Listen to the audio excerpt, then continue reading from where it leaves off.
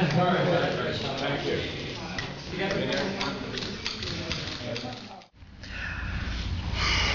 How do you make me break? I went to college, and I wrote. I came out to Los Angeles after I went to Northwestern University. And I came out, and I knew someone who worked at the William Morris Agency, and I gave my script to her. She was some lower level kind of an person there, and then she read my script, and she had no idea what she was doing, but she gave it to her boss, and he gave it to his boss, and up and up and up and up, and they liked it, and they laughed, and they signed me. And then meanwhile, I'm sitting around in my apartment watching Cubs games and Green Acres reruns, doing temp jobs all over Los Angeles, living in a fraternity-style kind of apartment. And what I did when I first came out, this might be good.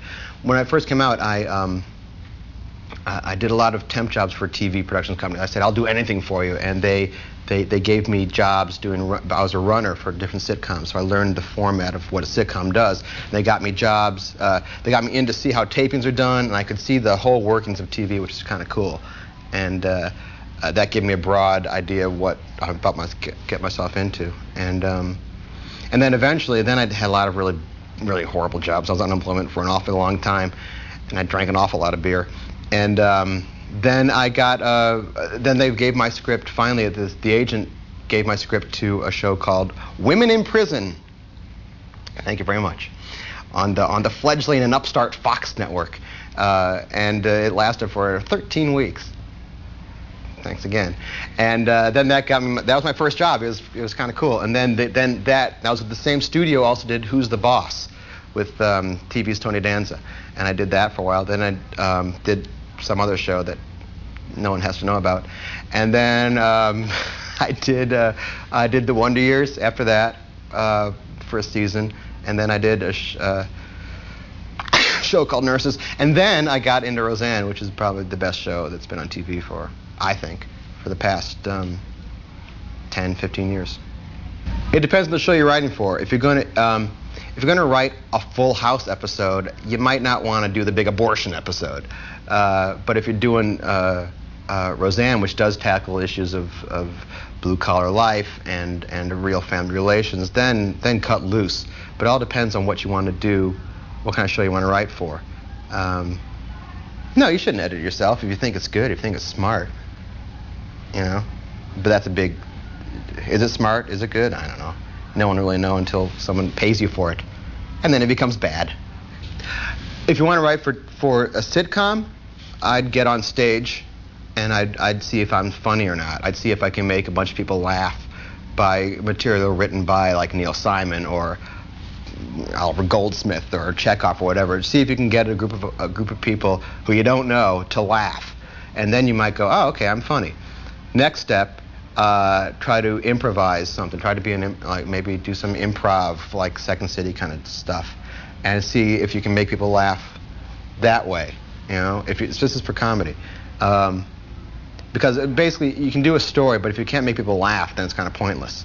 Then I would write something. I would write when I was in high school, I wrote a lot of sketches and stuff for basically to put me on stage more often. But I would write stuff that would be some comedy stuff and see, boy, a bunch of people laughed at my words, not just me get up there doing it. So it was a big transition. When I was in college, I wrote my first thing that I wasn't a part of, and I was sitting in the audience watching actors do my little sketch, and it was kind of cool. Everyone's like laughing at my words, and I wasn't a part of it for the first time, and it was a kind of a cool anonymous feeling, like, you know, I'm pretty cool because I wrote what they're laughing at.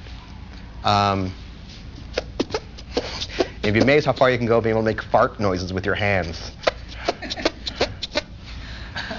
Watch TV. Watching TV is great, but I'd watch good TV. I'd watch things like The Dick Van Dyke Show. I'd watch The Mary Tyler Moore Show. I'd watch... Why?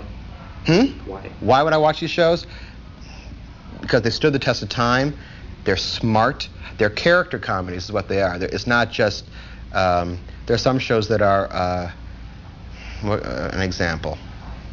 I don't want to offend anybody. So I can't think of anything. But there's some shows that are just wacky, silly, goofiness. Fine.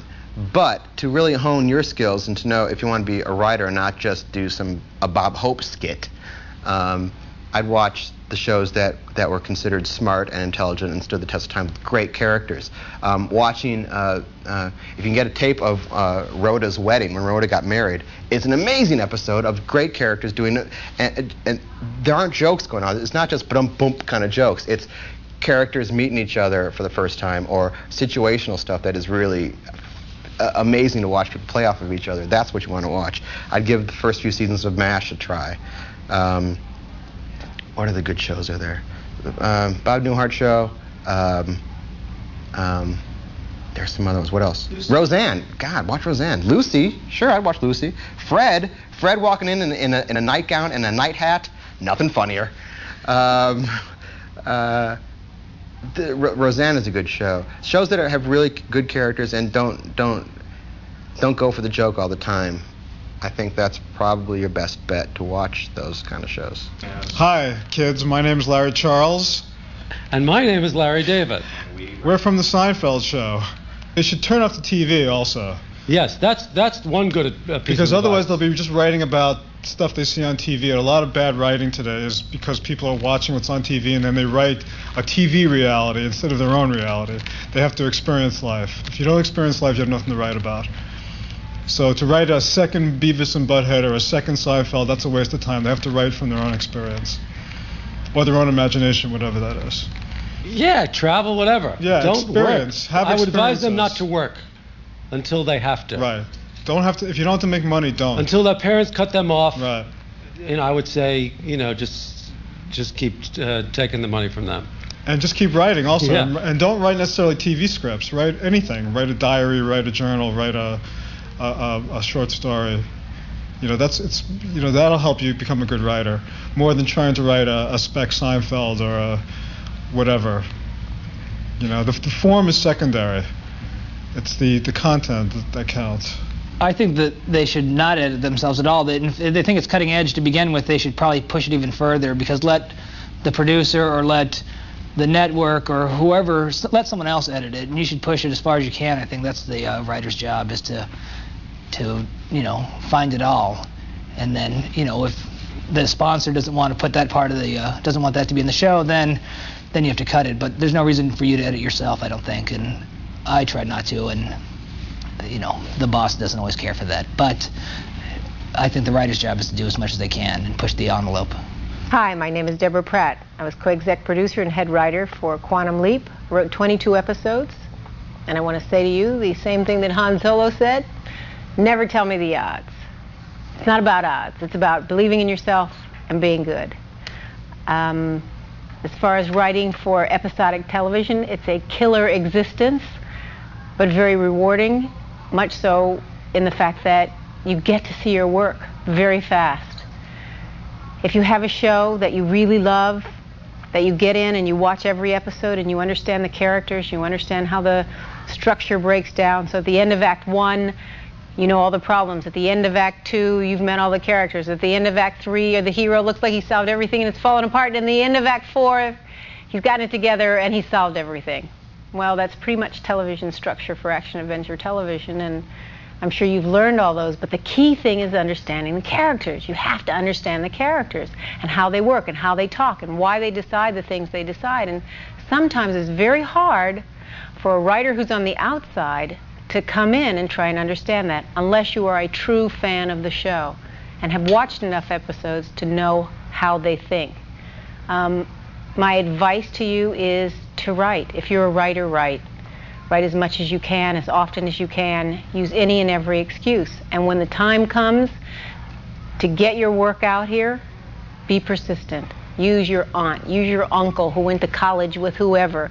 Use whatever resources you have to use. Hollywood loves a clever person. And the more clever you are, the more chance you have of getting through a door and getting your material read and getting yourself seen. And it's tough, but you don't think about that. You think about the thrill that it gives you to sit in front of that blank page and create a world that nobody else has thought of because it's your mind.